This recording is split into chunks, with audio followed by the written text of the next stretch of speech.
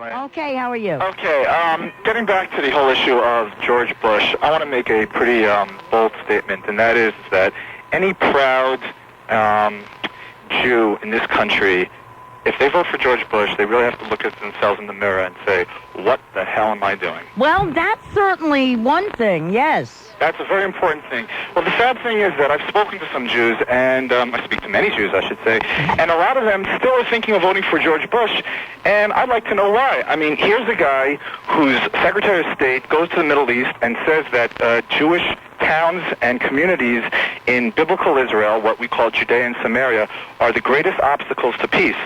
And this is backed up by the president when you have dictators sitting in Syria, Lebanon, Iran. Well, yeah, but it's now backed up by Rabin, so...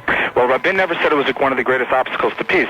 But the second thing I have to say is... Well, and not to mention Baker's comments, which have now slipped my mind, but the one comment that they said was anti-Semitic that everybody got hysterical about, which I don't even think was anti-Semitic, and then there was another comment he made that really was anti-Semitic. F the Jews?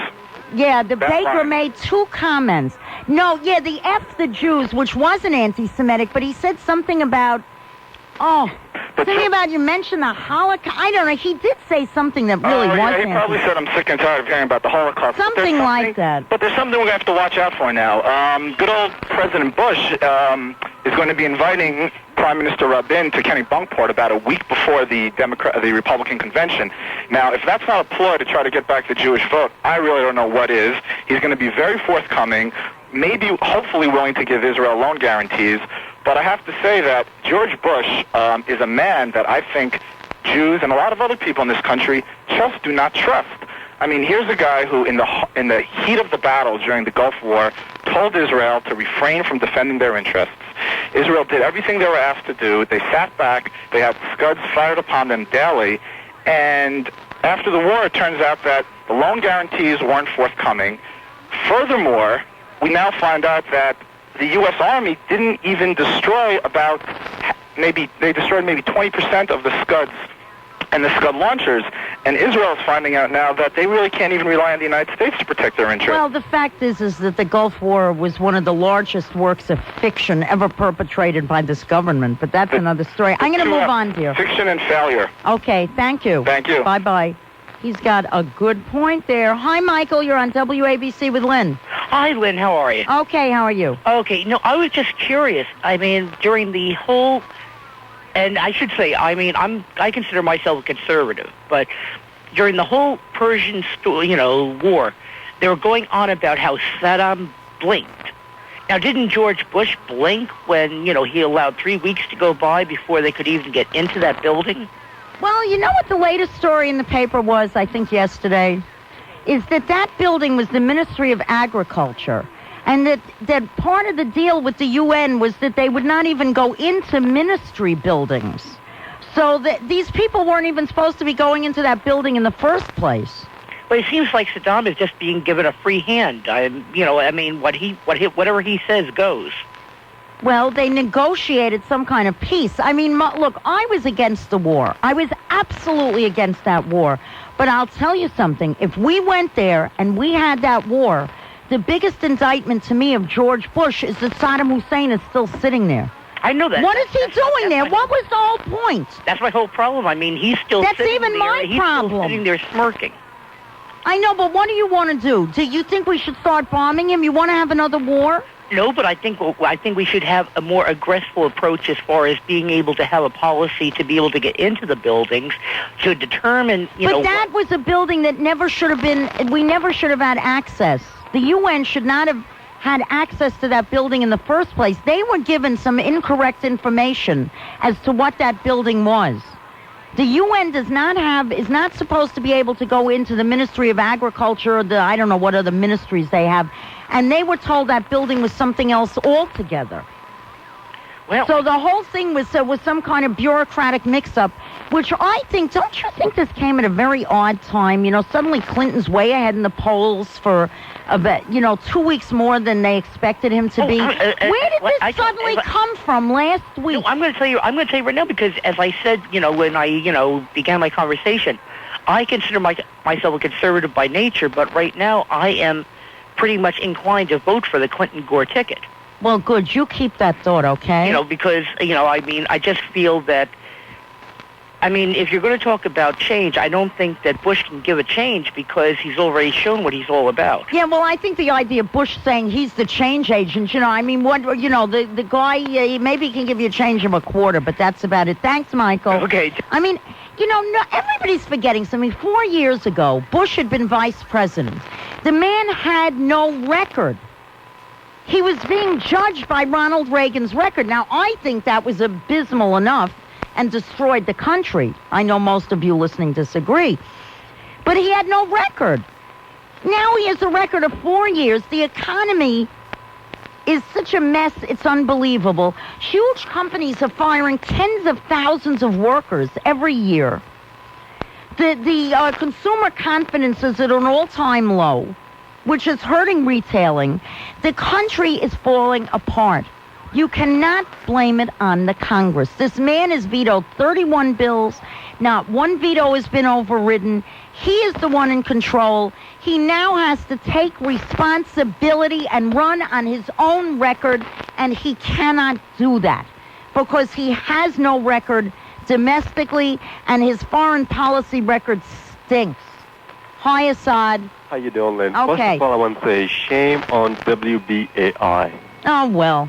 What is that little... What's in the background? Well, I'm coming from a payphone. It's a toy store next door. Oh. And now, secondly, to Clark Clifford, I guess if someone is old, Democratic, and commits a crime, you're willing to forgive him. No. If someone is old, Republican, like Reagan, and commits a crime, you're not. Does Reagan look as frail as Clark Clifford does? Are you telling me if old people can commit crime and get away with it?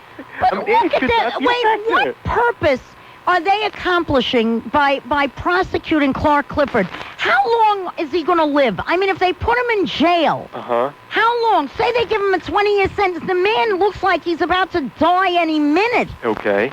But the thing is, if he goes in trial, many other people will come forward, such as our former president, Jimmy Carter, because Jimmy Carter also took a lot of bribes from BCCI. No, he did not. Jimmy Carter took contributions for that.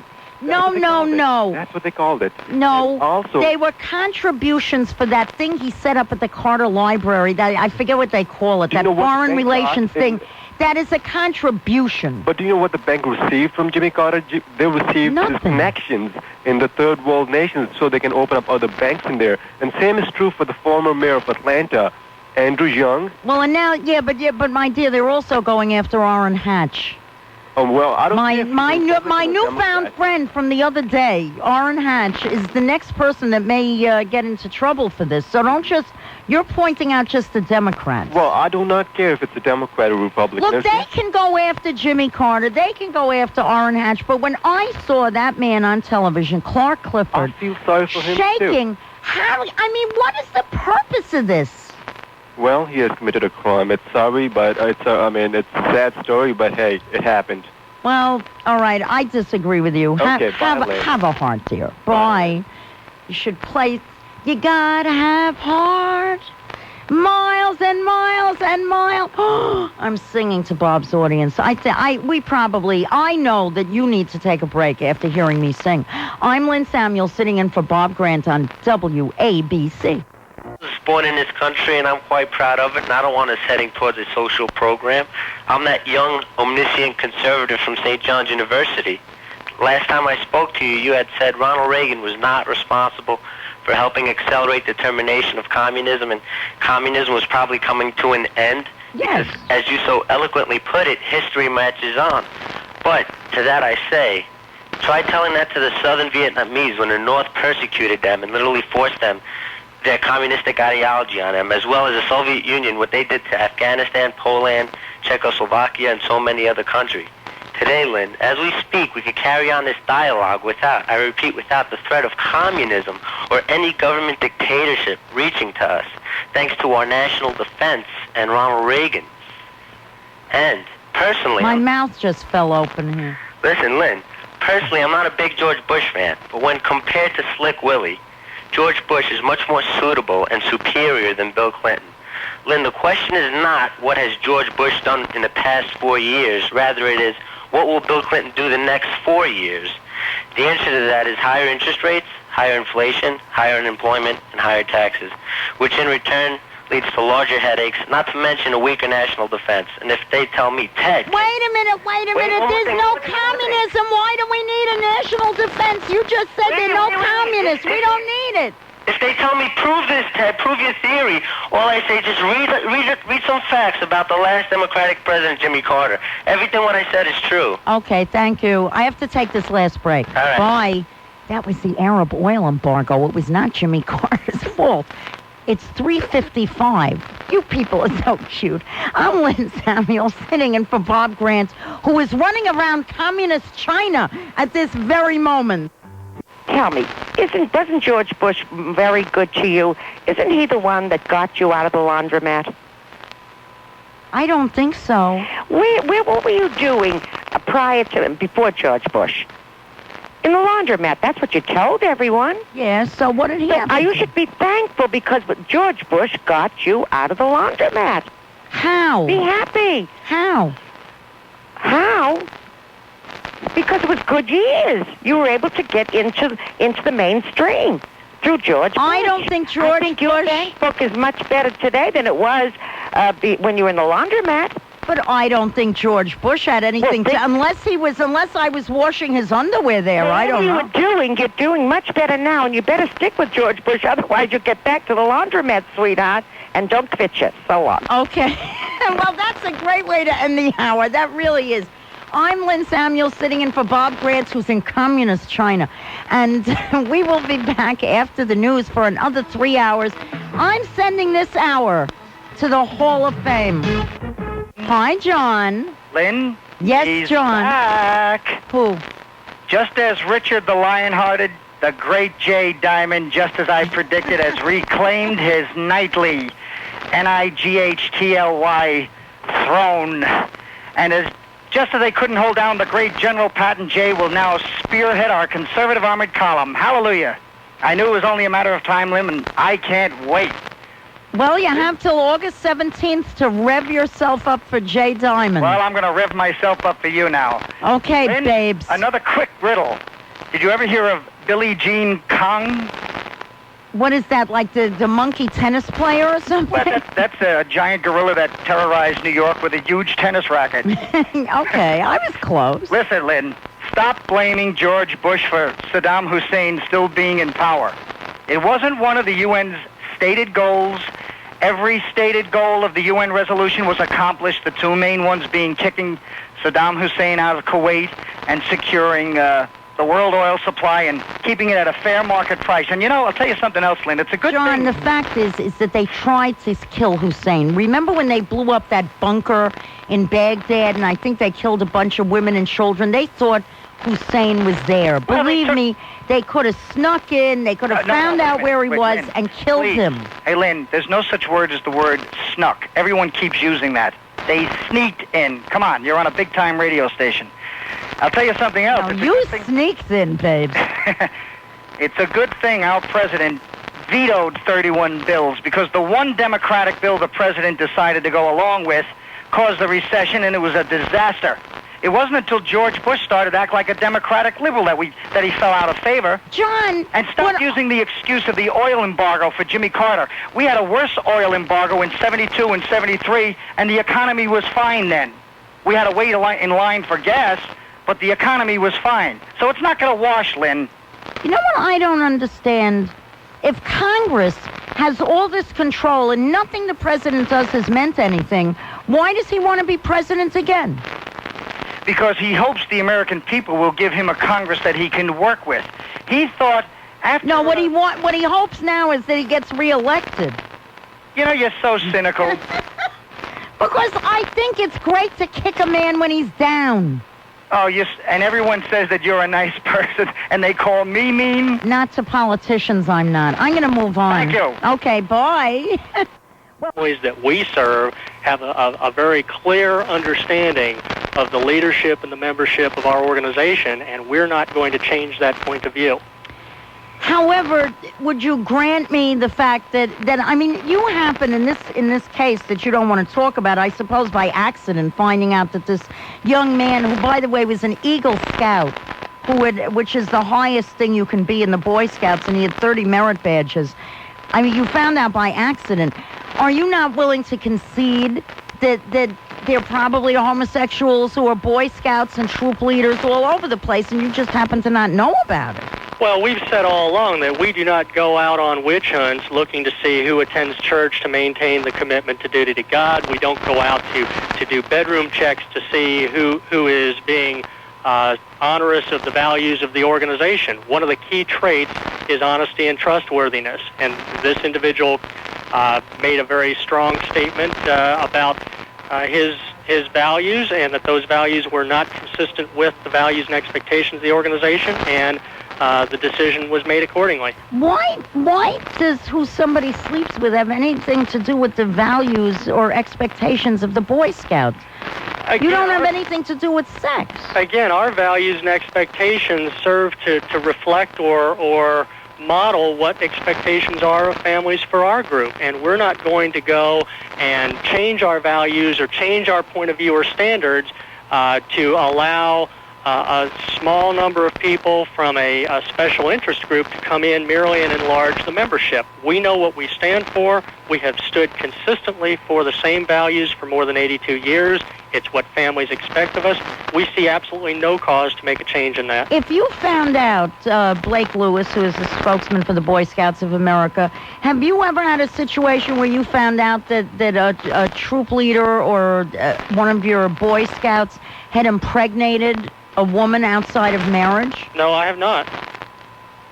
However, you know that must have happened. I mean, I can't believe it in all the years. You're asking me, Lynn, to speculate. All right, if you found out, if suddenly, you opened up a newspaper and it said, Jane X is suing Joey Y for paternity, and they're both 15 or 16 years old, would you remove that young man from the Boy Scouts for not living up to your expectations? You're asking me to speculate, but if that's what you're going to ask me to do, the answer is we have a high set of standards, and we're going to adhere to those standards regardless. Now, I don't have the details of this speculation, but if you're saying could that person be removed, the answer is yes. First of all, have you had any of the lawsuits? I mean, it seems to me that even though you're a private membership organization, that there's something illegal under all kinds of civil rights. I mean, there are all kinds of laws now that you can't discriminate on the basis of people's sexual orientation. Most of the laws, and understand that I am not an attorney, but most of the laws of this land that deal with the issues of discrimination and sexual orientation are written on the basis of employment, and this is clearly not a case of employment. When we say that we have a set of standards and values for our members and for our leaders, that is our right, as you said, very aptly so, as a private membership organization, and we have that's a basic tenet of our society. There are hundreds of thousands of private membership organizations that meet specific interests and needs of targeted audiences. Our targeted audience happens to be what many people have euphemistically referred to as the mainstream American family, and we know what those expectations are, and those are the expectations that we meet. There are other organizations that exist that have different standards and different values, and they apply those values to their membership as well. But what I don't understand, a person can be the most moral person in the world and have the highest moral values, be honest, loving, caring, everything, and be a homosexual. I mean, you're equating somehow some kind of lower morality to a homosexual than you are to a heterosexual. I think that special interest groups have tried to place us as the bad guy here, and all we've said is we respect the rights of homosexuals to have their values, to have their beliefs, and to have their lifestyles, and all we're asking in return is that this same group respect our right to set our standards and adhere to those standards. But why does being a homosexual remove somebody from the standards of the Boy Scouts? That's what I'm saying. because our standards, again, have been in place for more than 82 years. This is what we believe in. It's supposed to be that, what's his name, Baden-Powell or whatever his name is, who started the Boy Scouts in England, was homosexual himself. Are you aware of that? That's speculation. Talk to anyone who has read the various autobiographies of biographies rather, of some famous people in this country in recent years, and you'll find that they will themselves say that what is being written is not necessarily true. Unfortunately, we can't go back now and research as to what Lord Baden-Powell's perspectives on life were, because, of course, he is deceased. But that's speculation. But why do you equate homosexuality with lower standards of values than that of heterosexual Boy Scouts? Well, I think that the concept of lower standards is your choice. We're saying these are our standards. The homosexual community clearly has a different set of standards and values. No. Mr. All they have is a different set of bed partners. Not a different set of standards. They just go to bed with other men. That's all they do that's different. And certainly we would give you the right to have that opinion. Okay, I just find this amazing. I really do. What city are you in again? Irving, Texas. Yeah, well, I guess that explains it. I'm in New York and you're in Texas. That probably explains the whole thing. Okay, thank you. Thank you, Lynn. Bye. Bye now. I don't understand it. I mean, I don't know what this guy is talking about, frankly. Oh, I thought he was gone already. So this young man in Trenton who has 30 merit badges and is an Eagle Scout is suing the Boy Scouts because they threw him out. There's also another case in California pending based on the same thing. Well, I'll tell you one thing. This young man, James Dale, you still earn the merit badges, and you're still really an Eagle Scout, whatever they say. It's like the thing, marriage is only a piece of paper. Well, saying you're a Scout is only a piece of paper. You earned it. You're an Eagle Scout in my book. My daughter, when she was younger, was a Girl Scout. And I feel that if I knew one of her leaders was lesbian, I would pull her out of that troop so fast. First of all, this was not a troop leader. This was a Boy Scout who's suing them. If I knew that there was a Boy Scout or a Girl Scout who was a lesbian, I would pull my daughter out. Why? Why? Because I think they're sickos. Why? Because what they do, because it's not normal. It is for them. It's for them. If that's what they want to do, fine. They're welcome to do whatever they want in the privacy of their own home. But I will not want a child of mine exposed to this type of character. But that isn't what they do. You don't understand something. You go out, you go to the supermarket, you go to church, you go to a meeting of some organization. Do you talk about your sex life? Does your sex life have anything to do with your dates? Well, why do you then why would a lesbian or a gay man, why would their sex life have anything to do with what they do? Merely by the fact that they have such inclinations, does that not make them a person of ethics? Now, why? Because God didn't intend us to be this way. God made them, so God must have intended. Well, then what they do in their bedroom, they may do, and they can do anything they want.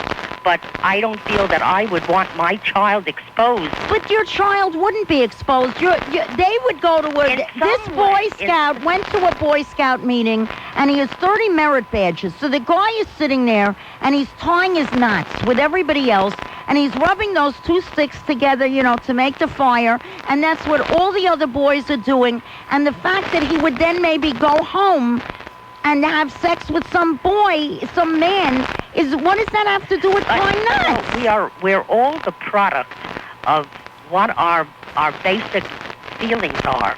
And in some way, somehow, my child would be exposed. If you're an actor or an actress, in some way, your friends are exposed to whatever theories or philosophies you have, or if you're a president, I don't feel that I would want my child exposed to anyone who's gay who might in some other way have... I understand what you're saying, but the thing is, you as did that Blake Lewis from the Boy Scouts, are equating being homosexual with being immoral. And that's not a correct assumption. Well, I personally... I mean, all these men that molest little girls, they're heterosexual. They're immoral as a murderer or a crook. Each one is immoral in their own way. But you wouldn't want your child exposed to being a friend of a murderer. No, but the thing is, a homosexual is only a homosexual when they're having sex. Otherwise, they're just a person. I know some homosexuals, and I know millions of them. I really don't think that they are. I know one who lives on my very block. Yeah. And he's a very nice young man.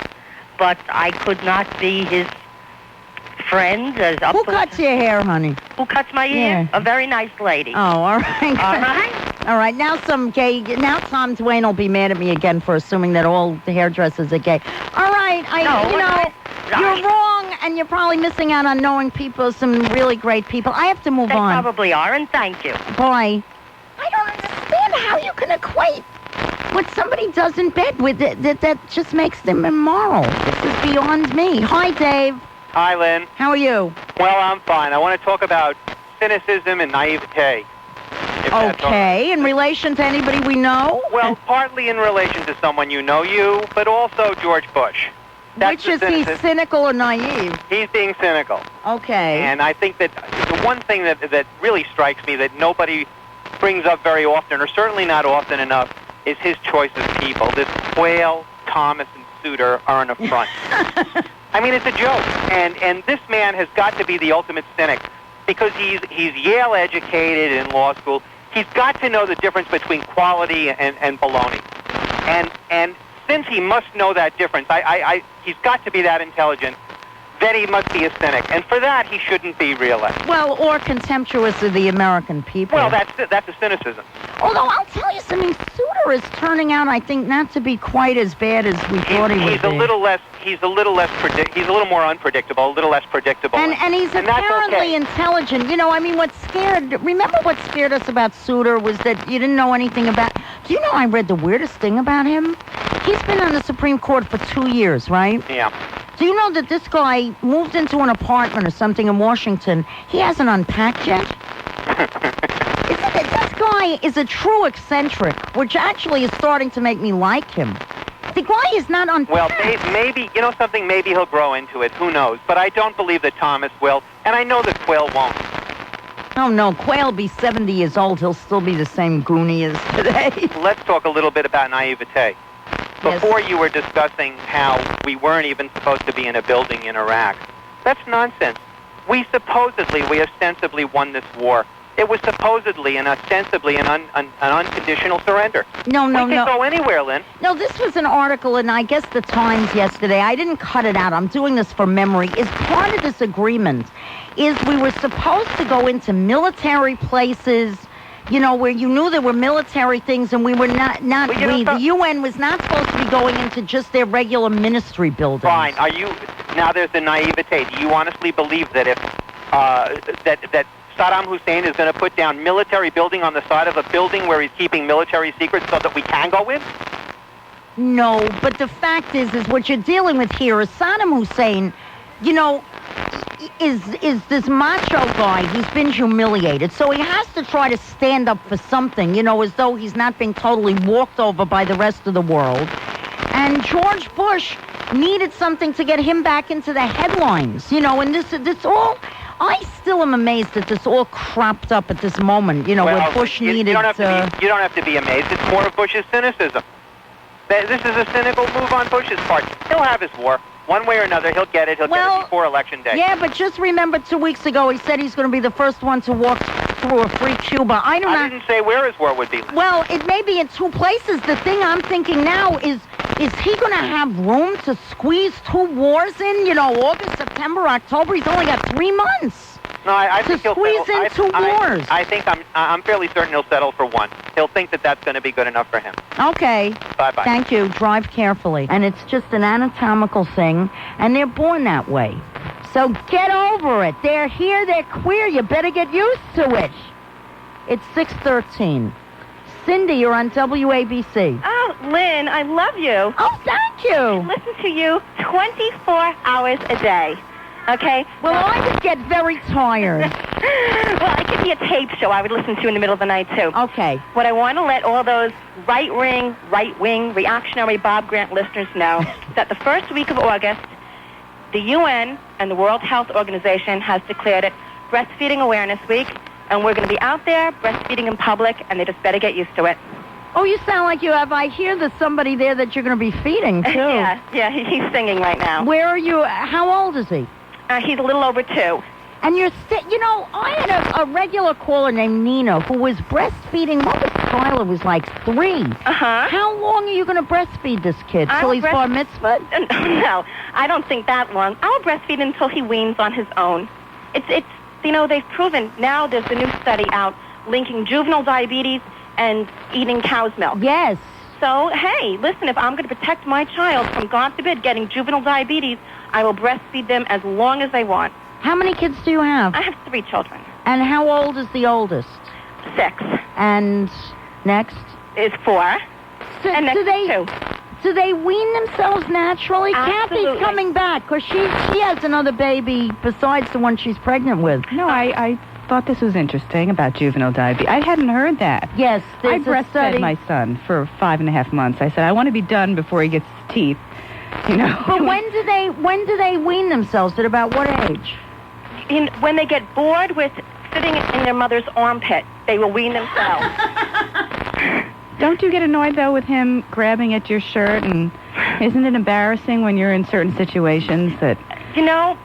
For my child's health, I can get over my pretend modesty and just realize that his needs far outweigh some superficial male idea of what I'm supposed to be doing. And it's the most natural thing in the world. I mean, God didn't create the world with baby bottles. Everybody has to do what's right for them. I know women who do this, which is fine. I didn't want to do it that long. That's just, When you had the other children, like when you started breastfeeding the second one and now the third one, do the first 2 that are weaned, want to come back again? Yes, but then they realize that they don't remember how to do it. It's a whole jaw and suction that eventually the children lose the memory of how to actually milk the breast. Really? Yeah, they forget how to do it because you never repeat that exact motion any other time in your life. You know what I've been told, and I don't know if there are any scientific studies on this, but the milk changes from newborn milk and as the baby gets older. Yes. And there's a difference between the colostrum, obviously, which is the milk right after the baby is born. And I'm told that if you're breastfeeding a baby that's like 2 or 3 and you have another child, your breasts will revert to the newborn milk, and the older baby will find that milk distasteful and all of a sudden start to wean itself. That often happens. Your breast milk will answer the needs of the youngest child. So if you're breastfeeding 2 children, your body knows that, wait, the little guy really needs this milk, and it needs the proteins and the fats and the carbohydrates in a certain proportion. Whereas if you're only nursing an older child, then the milk contains a different amount of proteins. So that kind of provides an automatic weaning process there. You can't guarantee it. Some children enjoy tandem nursing, and they will nurse as long as... Stand in line, folks. No, I like that tandem nursing. Yeah, it's called tandem nursing. You can breastfeed when you're pregnant. Women do. I give you credit. I really do. That's great. So you're going to be doing this in public? I do it in public now, but now I have the United Nations and the World Health Organization standing behind me. So if anyone gives me flack, I'll say, excuse me. But this is the United Nations said this. That the United Nations said I should do this for as long as I want, that I'm saving the world's resources. You're absolutely right. I think that's great. Thank you. Thank you. That ought to get people all excited now. Good. Take care, Cindy. Bye. Bye. It's 6:17. I'm going to do this on time. I'm Lynn Samuel sitting in for Bob Grant. He's in China. Hi, Lynn. This is Vintage Bob. I'm a Bob, and I'm 60 years old. Okay. You sound much younger. Well, I've been told that, but this is the first time I've ever called any talk show. Oh, I have a virgin here. Well, yeah, I guess so. A talk radio caller. I do have a incident to tell you about regarding gays and the Boy Scouts. Yes. Let me preface it, though, okay? So you'll know where I'm coming from. I'm liberal. I have gay friends. I have lesbian friends, and they're wonderful people. And I really haven't made up my mind about gays in the Boy Scouts. But let me tell you what happened. When I was 9 years old, and I still remember it, I was a Cub Scout, and there was this senior Boy Scout named Buddy. And Buddy was the shining example of everything a Boy Scout should be. He was strong, he was good-looking, he was an Eagle Scout, and we adored him. And by the time I moved up and became a regular Boy Scout, Buddy was a senior scout and a leader. And one day we went on an overnight winter hike, and Buddy asked me to go look for firewood with him. And while we were out in the woods alone looking for firewood, he started to swear mildly, goddamn something or other, or this or that. And he said, "Oh, I promised my mother I wouldn't say that. And she always punishes me. Would you help me and punish me?" At which point he wanted to drape himself over a log and bare his backside, and he wanted me to beat him with one of the sticks. And I was more confused and amused than anything else, and I refused. And I never forgot that incident. Yeah, but he wasn't just a homosexual. I mean, he was I'm thinking of a child molester. somewhat of a pedophile, somewhat of a child molester. I mean, that's not the same as just, Yeah, but homosexual. Lynn, he was only like 16 or 17. But he obviously had a problem that went well beyond being gay. Yeah, so we do have to distinguish between a pedophile, a child molester, and a homosexual. I know the two don't go hand in hand.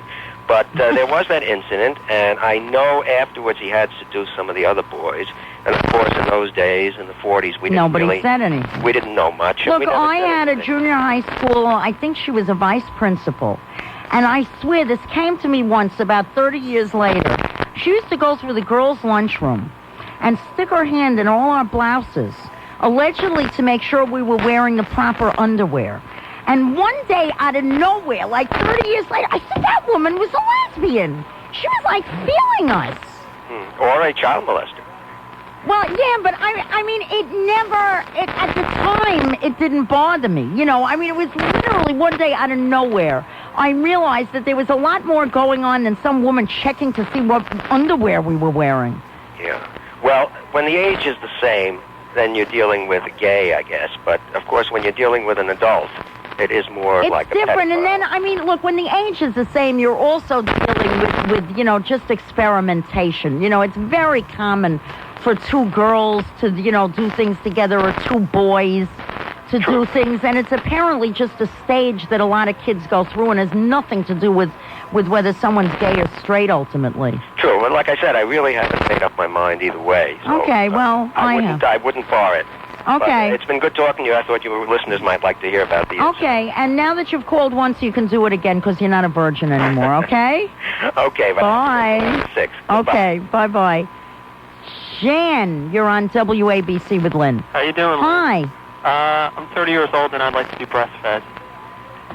Oh, but we know all your problems. Yes, we do. Listen, I'm not going to talk about Elvis. By Deborah Harry, probably. Yeah, I wouldn't mind that. But I'm not going to talk about Deborah Harry, Elvis, or Janis Joplin. Okay. Because this is the Bob Grant Show. We have to be very serious.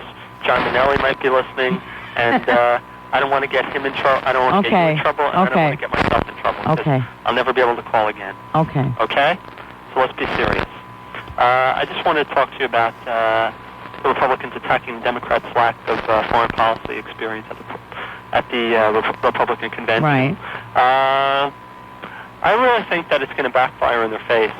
I think that if they do attack Iraq, the public will just realize that they didn't do the job the first time. That's right. So it'll backfire in their face. And also, if they want to claim that the Reagan and Bush administration attributed, if they want to attribute the fall of the Berlin Wall and communism to Reagan and Bush, I mean, that's preposterous. Well, they did it again. Marilyn Quayle did it in a speech yesterday. She said the communism fell because of Ronald Reagan, George Bush, and Dan Quayle. She did say that? Yep. I missed that. Was that in the paper Well, today? it was on television. Well, I'm sure Dan Quayle had said, they said, oh, he'll be president, we'll have to deal with him. I'd rather not be a communist altogether. That's why. Yeah, I don't know. They got fed up with talk. I like this new thing that was on the news where one of the Bush spokesmen said, I didn't call Bill Clinton a philandering, pot-smoking draft dodger. Really? Yeah. See, Bush has this technique where he doesn't say these things, but other people say them. Right. Now, you're supposed to believe that they never talk to each other, that they don't plan this. Right. But I what? Wouldn't it be funny if she said, I never called that philandering pot-smoking draft dodger a philandering pot-smoking draft dodger? They're all crazy. They really are. Thanks, honey. Hey, let me ask you before we go, Yes. real quick. Do you think Madonna should sing Happy Birthday to Bill Clinton when he gets in the White House? Oh, no. No. Look at all the trouble that got Marilyn in. And let's see, one more thing. I want to propose a Ronald Reagan stamp because he's been brain dead for more than 10 years. Okay, good idea. Okay. Thank you. Bye. Okay. Hello, Lynn. Hi. How are you, dear? Okay. Well, I'm going to call you. You know something? I'm listening to you all the time, and I like you a lot. I listen to you on Saturday morning? Saturday and Sunday, yeah. Yeah, you know? What is this thing here about the constant like trying to make the homosexuals as something that God created? They just have a new study coming out. They've got 2 studies now that there are parts of the brain that are different in heterosexual men and in homosexual men. Well, rather than saying this is a created being, couldn't very possibly be shall we say, let's put it this way here. Is this a result, perhaps, of maybe 5,000 years of man misusing the tools that we had as far as sex goes? Did you ever think the little babies are born like this. Innocent little babies are born. There's no such thing as an innocent baby. They're going to have to pay the price, you know. But why would you want, for instance, a homosexual to be among boys where people who want their children to be boys and girls? Why would you want a homosexual among them? Why not? Why not? Hey, Lynn, you have not had my experiences being around homosexuals, okay? I've probably been around more homosexuals than you have. Huh? I've probably been around more homosexuals than you have. I was a little boy at one time, okay? You're talking about child molesters. That's a difference between child molesters and homosexuals. I think that's a crock. Male homosexual will molest male boys.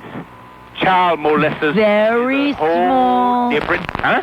Very small numbers of gay men are child molesters. Very small numbers. You know something? I never knew anything about homosexuality until one, tried to, do this with me one time. Well, you were unfortunate, and I'm sorry that happened, but that is the most gay men. I have to move on. I have all these people hanging on forever. You're afraid to discuss it, aren't you? No, I'm not. Goodbye, darling. Goodbye. From the east end of Long Island. That's why you have to talk loud. It's a long distance. Because these 2 tin cans that we're using, it's not so loud. They're just not getting it done. Okay. Must be the 12 years of Reagan and Bush that are causing the bad And connection. that's causing everything.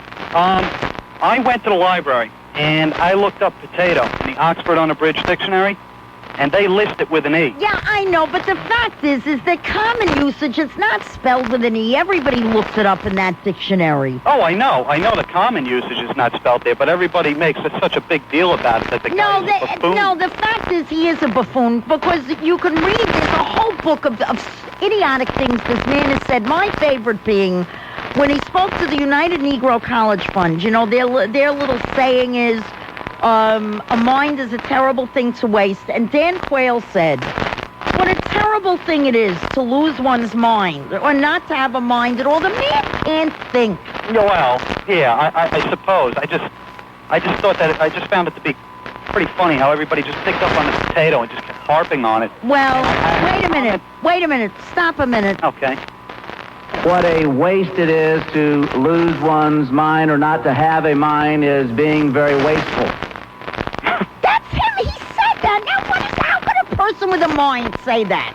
Well, I don't know. I'm not Dan Quayle. I don't profess to be Dan Quayle. No, because you can talk. Yeah. Let me just say this. You had made a comment a couple hours ago about iced tea and how everybody should lay off the iced tea controversy and what have you. Well, the record, they're taking the song off the record. Right. Well, he's taking it off personally. Time Warner's stance is hideously repulsive when you think about it. The fact that they don't have the testicular fortitude to get the job done and pull the record off The themselves. song is not saying to kill cops. That is not what the song is saying. It is a character song. The song doesn't say, everybody listening to this song, go out and kill a cop now. It is written from the point of view of a character who is, a little crazy, who says, I am going to kill cops. The other point is, Matt, that nobody was buying this record. Nobody had heard of this record. You could not understand what they were singing anyway because it's not a rap record, it's a heavy metal record, and it was not selling. And if the policemen who are carrying on like crazy people would have just ignored it, the 15,000 people would have bought the record. They never would have understood the lyrics anyway, and that would have been the end of it. I suppose that actually is probably a very true statement. But as you can see, it didn't go that way, and probably caused more trouble the fact that it didn't. But the trouble wasn't caused. You know, this is America. There is the First Amendment. Guns N' Roses put out some song that said like "kill all the faggots and the immigrants" or something, which I find offensive. But I don't say they can't say it. They can say it. If you don't like it, don't buy the record. Oh, I agree with that. I also say that if a company, just because it's a First Amendment right to be able to speak and say whatever you want, doesn't mean there's a First Amendment right for a company to sponsor you and give you a contract that gives you license to do that. And that's, I think, what was at issue at the board meeting.